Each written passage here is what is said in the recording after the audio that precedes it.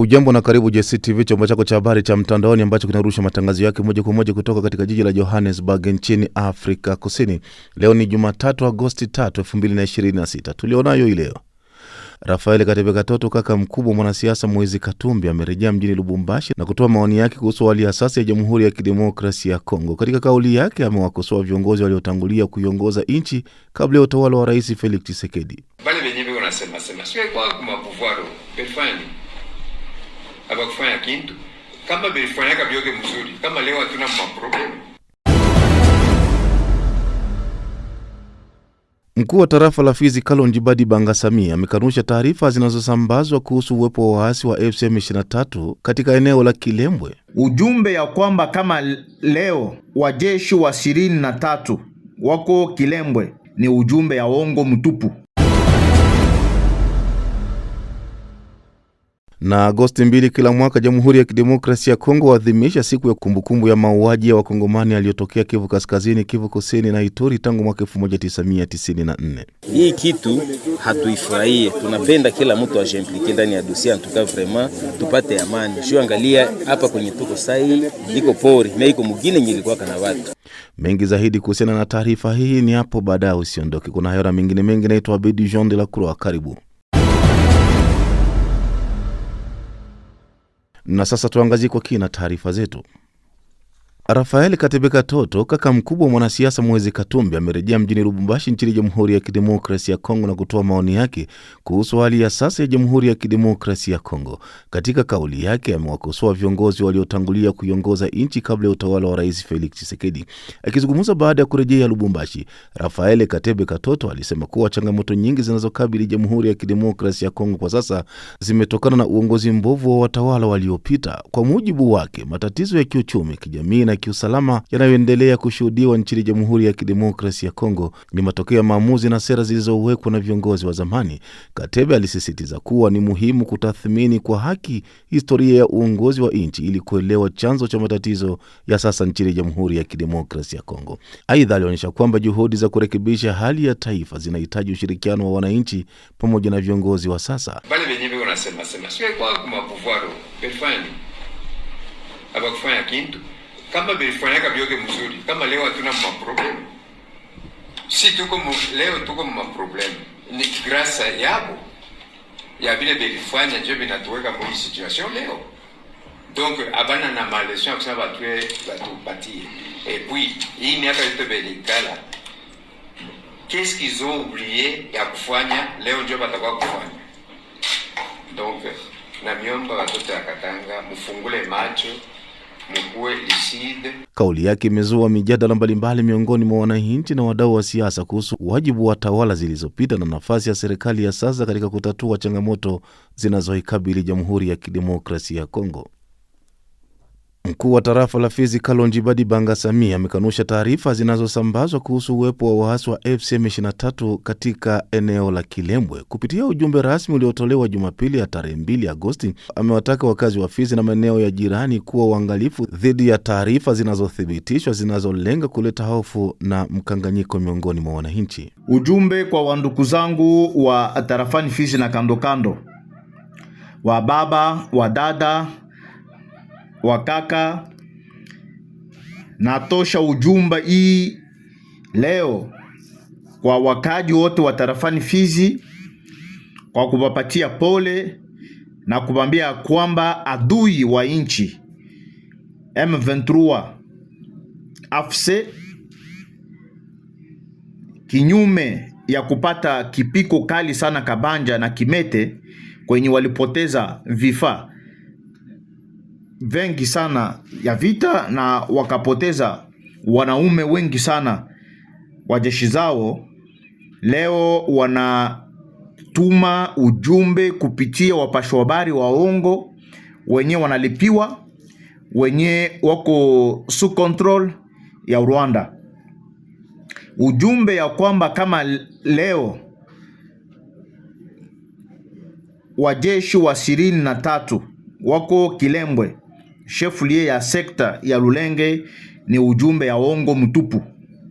Mjue ya kwamba Wanyarwanda wanajua ya kwamba Ukongomani wanapenda sana mtandao, na kwa kuweza ukongomani tupitie njia ya mtandao kwa kuwadanganya, watapata hoka, wataanza kimbia, wataanza lalamika, wataanza omba, wataanza fanya chochote. Na ndio maana waambia ile ujumbe ya kwamba Kilembwe inadhibitiwa mikono ya 23 ni ujumbe ya ongo mtupu. Na ndio maana natosha ujumbe kwa wakaaji wa tarafani Fizi na kando kando ya kwamba ile ujumbe ya kusema Kilembwe iko mikono ya Wanyarwanda ni ujumbe ya ongo mtupu.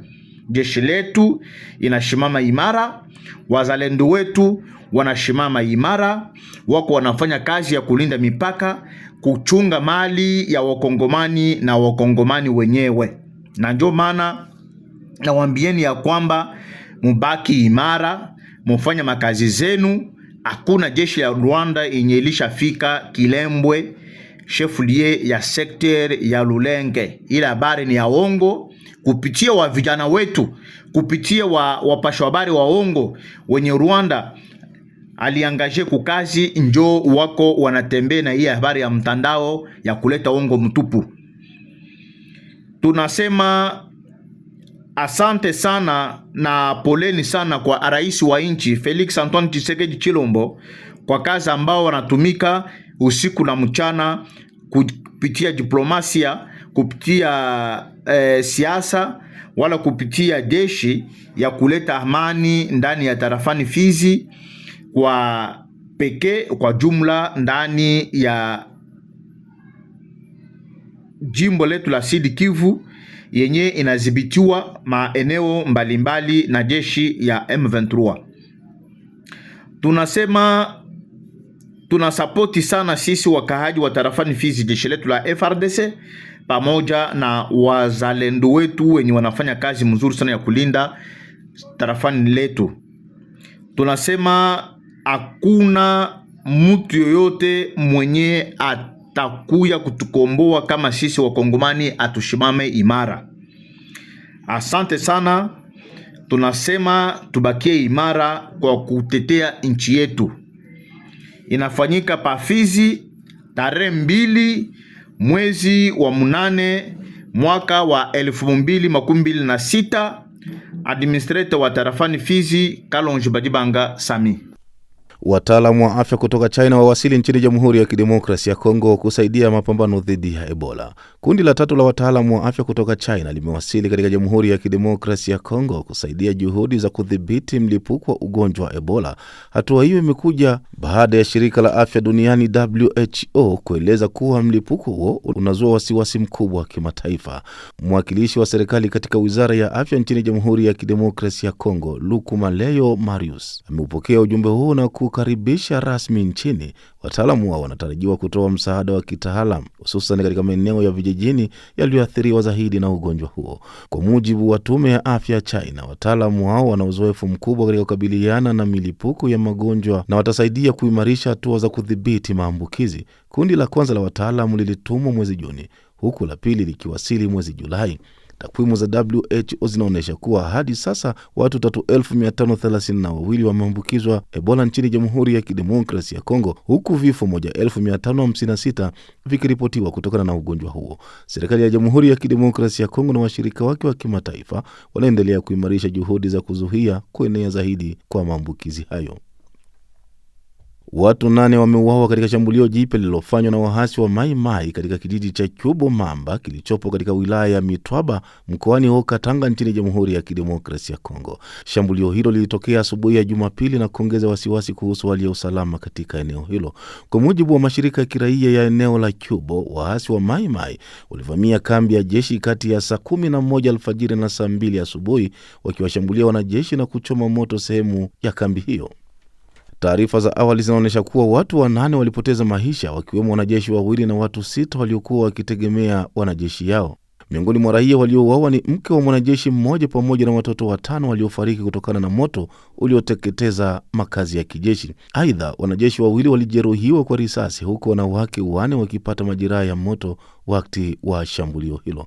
Baada ya tukio hilo, hali ya utulivu imerejea katika eneo la Chubomamba. Jeshi limetuma vikosi vya ziada kutoka Mitwaba ili kuimarisha usalama na kuanza doria za kuwatafuta washambuliaji pamoja na kubaini njia walizotumia kuingia na kuondoka eneo hilo.